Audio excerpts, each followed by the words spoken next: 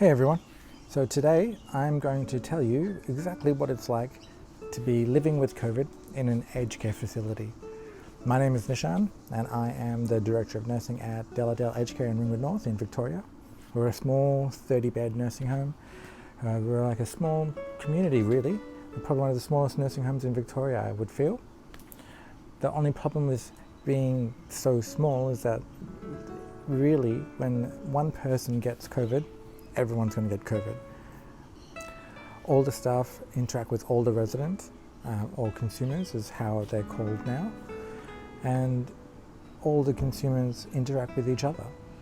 So it's really hard, especially in a small place, to stop COVID from spreading like wildfire. And that's why we've been really, really careful to be extra cautious all this time so that we don't get COVID into the facility. And to be honest, we've done really, really well. 680 days we have been outbreak free. However, last week we became an exposure site, and I will tell you exactly how it went because I have lived through that now. And it is hard. While you're an exposure site, you still have to enact your outbreak plans. That means that essentially you could be upgraded to an actual outbreak at any time, and it's what you kind of have to assume. This means rearranging the whole of the nursing home into zones, and we moved everything from the staff room, the fridge, the kettle, the microwave into the lounge, and we made the lounge room into the staff room. That became our blue zone. We had a green zone, which was the thoroughfare between the lounge and the kitchen and the nurse's station. And then the rest of the nursing home became the amber zone. And that was where we had to essentially try and isolate all our consumers and do daily rapid antigen testing on everyone. We did daily rapid antigen testing on staff, and we did daily rapid antigen testing on all our consumers. And whilst we're in those zones, we have to wear the appropriate PPE, personal protective equipment. So during an outbreak or an exposure, when we're enacting our outbreak plans, when you're in the amber zone, you have to wear Tier 3 PPE when interacting with consumers. Tier 3 PPE, do you know what that is? I'll show you what that is. That is, just take my goggles off.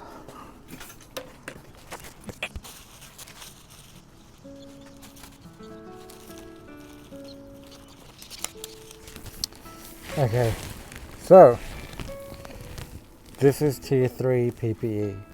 You've got your full arm length gowns, you've got a face shield, you've got a N95 mask, which is super uncomfortable to wear, full stop, and you've got latex gloves. Now, when you're a close contact, you have to isolate for 5-7 days, whatever it is, and it's tough. I get it. You're at home, you're sitting there, you're watching Netflix. What do I binge on next? I don't really know. I'm getting takeaway. You're sitting at home. There's nothing to do. It's hard. I get it. I hear you. My heart bleeds for you. When we have a close contact, when we have to come into outbreak precautions for 5 to 7 days, this is what we have to do. We have to all wear this when working 6 to 8 hours in a day. I'm telling you now, I've put this on. It's a hot day and I am sweating. Half an hour is probably how long I take before I'm drenched inside this gown. It is hard work. My staff did a great job during our exposure because they were really, really resilient. We encouraged everyone to take breaks every hour, sometimes every hour and a half. Some people just as much time as they needed to take some time out because I knew how exhausting it can be. Last week, on Monday, the 10th of January, we became an exposure site and we started our outbreak plan.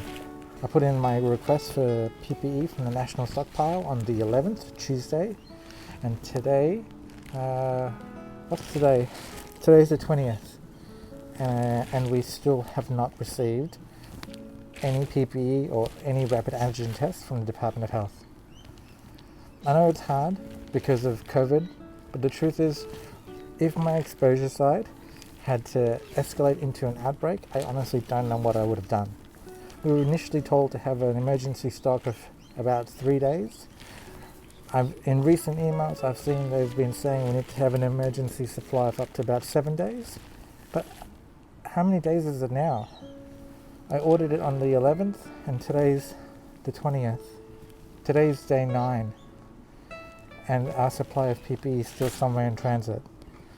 I know that luckily we were able to stand down from being an exposure site, and on Friday of last week, 4:18 p.m, we were declared no longer an exposure site.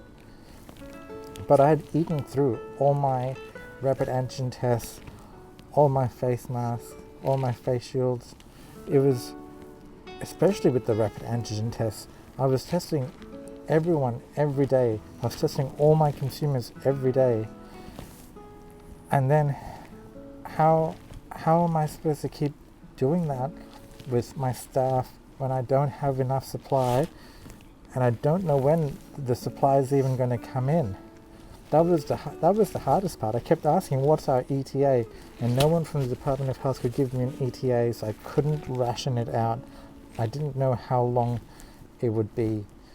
Luckily, I have been able to get my own supply come through, so I haven't had to rely on the Department of Health to keep my consumers safe. God, I can't wear this anymore. I have to take all this stuff off. Just give me a sec. I don't know where I was, but I couldn't stay in that PPE for any longer. Sorry. I understand that everyone's been under pressure. I understand that the supply chains have been really messed up over Christmas and New Year's, which were really pivotal, I think, in making this COVID situation explode over the last few weeks. But irrespective of that, we need to be able to trust that we can get the supply when we need it. And I'm not too sure, from my own experience, that it's going to happen. I'm not sure that if we're in a situation like this again, that I can rely on the national stockpile to get us through.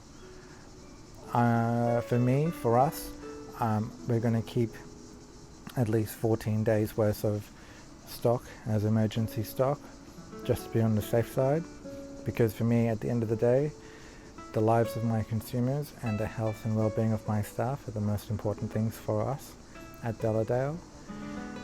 And if that means keeping more than what's required, just in case some things like this happen, then I think that's worth doing. Eventually, one of my staff will test positive again, or it could be a visitor, or God forbid, it could be one of my consumers. COVID is rampant out there right now, as we all know. Every man and his dog has got COVID, or someone knows someone who knows someone who's got COVID. And so it's only a matter of time before we have to go back into outbreak precautions again, whether it's because we're an exposure site or whether it's because we're actually having an outbreak. And I tell you, think about us working in full PPE for a whole day. That's what it's like living with COVID in aged care.